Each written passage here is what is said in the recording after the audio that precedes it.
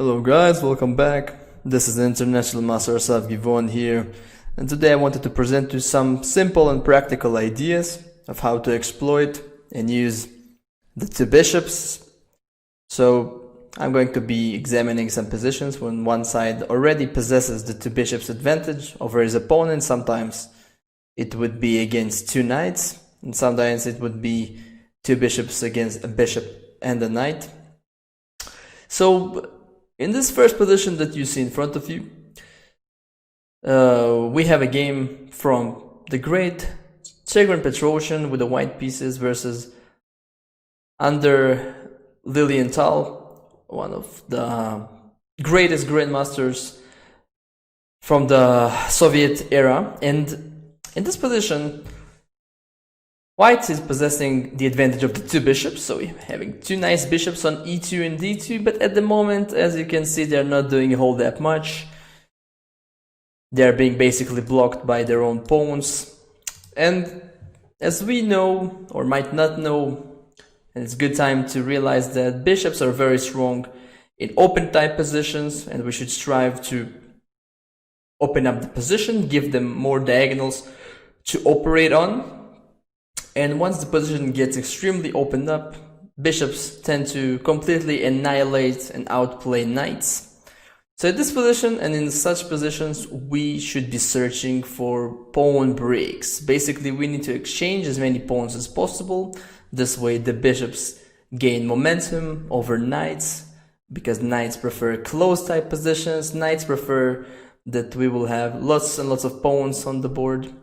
So at this position, if we scan the board for pawn breaks, we come across basically only one pawn break, which is pawn to g4. This is the only pawn move that will force the exchange of pawns. So Petrossian chose to prepare this pawn break with the move pawn to h3, even though the immediate pawn g4 was also very much possible. For example, if black takes on g4, white recaptures with his bishop, and after rook c7, stepping out of the bishop's attack, white has this interesting move, king to f2, with the idea to bring his rook to g1. Later on, his bishop might also land on c3. You see that this bishop on g4 gained a lot of momentum. He's controlling now a nice long diagonal. One day he might be able to plant itself on e6 if possible. And white is having a very good initiative, but Petrossian played the move h3, which is also completely okay. And after the move knight to f6, black cannot really stop the move g4. White played the move pawn to g4, f takes, and now very important is to take with the pawn on g4. Bishop takes g4 would be a pretty substantial mistake, as it would allow black to exchange one of his knights for one of our bishops. And in this position, there is no doubt the bishops are much stronger than the knights, so there is no reason to allow our opponent to exchange any of them. So h takes g4. Black played the move rook to c7, and once again we are going back to this idea of playing king to f2. Might look like a little bit of a strange move at first glance, but because this is an endgame type of position, or at least approaching an endgame, the king will actually stay very comfortable on e3, where there is no really good way to attack it. And it's perhaps preparing some ideas of attacking black's pawn on h7 with our rooks. And after some more moves, it was pretty clear that black is going to be suffering in this game. White's bishop on c3 at some point will be positioned on c3 very well, and at some point white also might consider going with the move g5 in a good moment, also activating his other bishop, and white went on to win in this game thanks to his extremely strong bishops. Now in the second example, we're going to take a game from Nigel Short with the white pieces. Nigel Short, as some of you know, in his peak of his career was the contender to the World Championship title against Garry Kasparov. And in this position, once again we have a similar scenario. White is having the two bishops, but currently those bishops are kind of stuck and don't do all that much because there are lots of pawns on the board that kind of block their ways. And I would actually urge the smart viewers to try and find white's strongest continuation in this position. So what you can do is you can stop the video and let things kind of a little bit get to your brain, and then you can decide what moves should be played. Now, from those two bishops, the bishop on c3 is the bishop which has the more potential to become extremely strong, and this is mainly due to the fact that the opponent doesn't have his own dark square bishop. So basically, when you have the advantage of the two bishops, another thing to keep in mind is which one of your bishops is the more dominant one, the one with the more potential. Usually that would be the bishop which you have that the opponent does not have. That's the bishop you should pay extra attention to and try to open up the lines for him. So in this position, Nigel Short played this very strong move, pawn to g5, which is an excellent pawn sacrifice. I just want to let you know that if white wouldn't play this move and would make some generic move like g takes f5, black would recapture. Probably on the next move he's going also to exchange one of our bishops, play something like knight f5 or queen f5, and black's position would be completely fine. You know, maybe white is still slightly better, but nothing too substantial. After the move g5, we're very simply threatening to take the pawn on f6, so it doesn't leave black with too many options. He must take on g5, and now comes the second pawn sacrifice, the pawn break, pawn to d5, attacking black's bishop on e6, but mainly the idea is to wide open this diagonal for the dark square bishop, which is going to be our VIP piece right now. VIP stands for most valuable, like very important piece. Yes.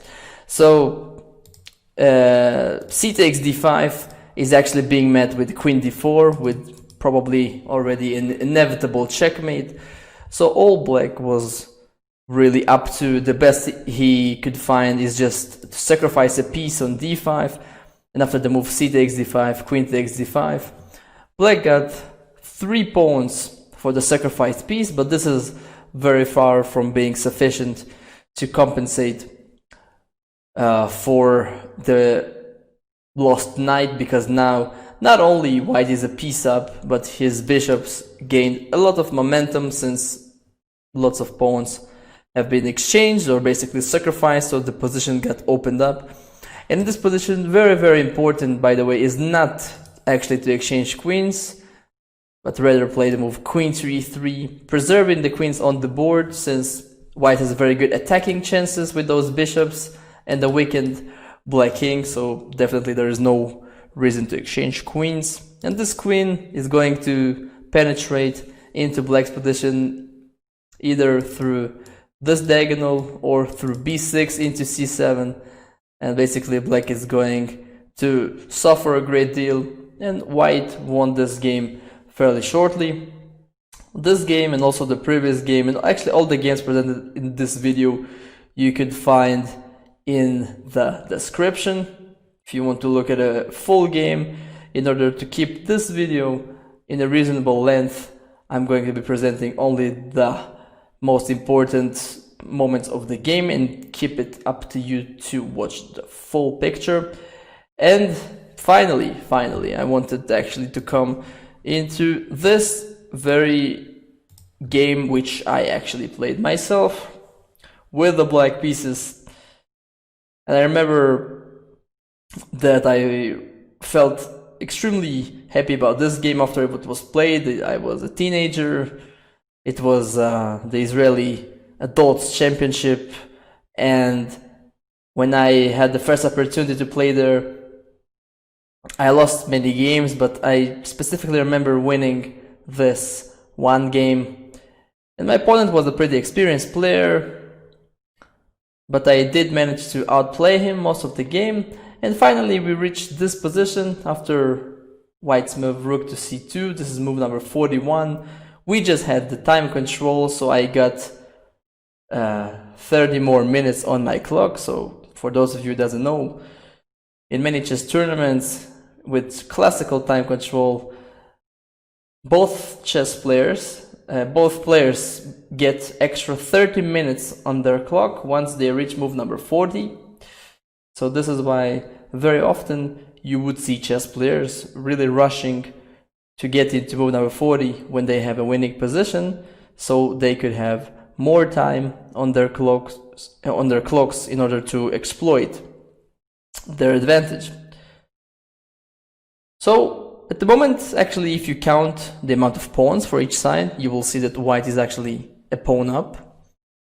He's having 6 pawns, black only having 5 pawns, but this is basically the only good thing that you can say about white's position. Black is completely dominating the position. Those 2 bishops are extremely strong. Black has a good centralized king on e5. His rook on d3 looking very good, creating lots of pressure on white's position. And basically white's pieces, look at them, they just placed completely terribly. The bishop on b3 just looks like one more, pawn, like a big pawn, not really a bishop. The knight on g3 has no good squares to aim at and the center of the board, and the rook on c2 is completely passive also. But all in all, black still needs to win the game to break through, and this was exactly my moment to shine with the really spectacular pawn sacrifice, pawn to f5. This was the move of the game. As we already know, black is having the advantage of the 2 bishops, so he strives to open up the position furthermore, even willing to sacrifice some pawns for that. So white is forced to accept the pawn sacrifice. Please pay attention that white cannot take with the pawns since black would take on f3. So white took with the knight on f5. And in this position, black's whole idea was right now to play the move g4, yet another pawn break, because black really desperately wants to activate this long diagonal for his light square bishop. Obviously, if white takes on g4, that would only help black, since now after the move bishop takes e4, this bishop on c6 becomes a monstrous bishop together with the already monstrous bishop on c5. Black is actually very likely going to checkmate within the next couple of moves. So after the move g4, white chose to play knight h4. The idea is to defend the pawn on f3. But after the move g takes f3, knight takes f3 check. A very precise move right now is king f4. Black could have taken the pawn on e4 straight away, but he actually rather take this pawn with the bishop in order to keep that long diagonal opened up. And after the move knight to d2, this is basically the only way to protect the pawn on e4. In this position, by the way, it would be a terrible mistake to take on e4, since then white takes our beloved bishop, and actually this position is more drawish than anything, because we gave away our extremely strong bishop. So black should definitely not rush. I played the move bishop to e3, attacking white's knight on d2, and actually white is completely busted here. The best thing that my opponent found was to try to go for some cheap tricks with the move c5. Actually, in this position, black can just take on d2 if he wants, but once again, there is no reason to rush. I just took on c5, and after the move knight to c4, bishop e4 check. Just look at those bishops together with black's extremely strong cluster of pieces here in the center. White played king f1, and this is already a forced checkmate after the move rook d1 check and bishop f3. This is check and mate. This was the way the game ended, and really the whole game, black bishops completely dominated the game, and this is was my 2 cents about the two bishops in chess and how to exploit them, how to activate them. Really hope you enjoyed this short video lesson. Please, if you want to look at the full games from the video, visit the description below, and I'll see you guys in the next videos. Bye bye guys.